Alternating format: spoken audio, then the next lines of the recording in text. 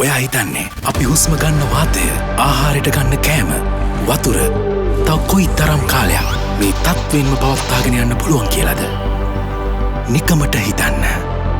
මේ සම්පත් අපිට පාවිච්චි කරන්න බැරි තත්ත්වයකට පත් වුණොත්,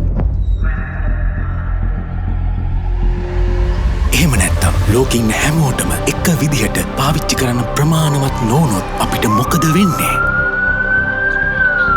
මේ වෙනකොට මුළු ලෝකයටම බලපාලා තියෙන ප්‍රධාන ප්‍රශ්නයක් තමයි ස්වාභාවික සම්පත් තිරසාර නොවන ආකාරයෙන් පරිභෝජනය කිරීම.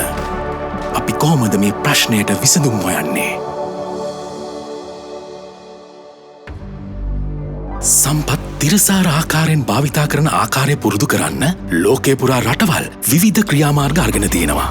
භාණ්ඩ සහ සේවා මිලදී ගැනීමේදී සහ ඒවා නිෂ්පාදනයේදී පරිසර හිතකාමීව වැඩ කිරීම කියන්නේ එහි වැදගත් පියවරක්. මේ පියවරේදී නිෂ්පාදකයින්ට විතරක් නෙමෙයි පාරිභෝගිකයින් විදියට අපිටත් භාණ්ඩ මිලදී ගැනීමේදී ඒවායේ පරිසර හිතකාමීත්වය ගැන සලකා බලන්න පුළුවන්. ලෝකයේ බොහෝ රටවල් මේ වෙනකොට මෙම හරිත සංකල්පයට අනුගත වෙමින් ඒ හරහා පරිසරයට වගේම Tamanටත් ප්‍රතිලාභ ලබා ගනිමින් තියෙනවා.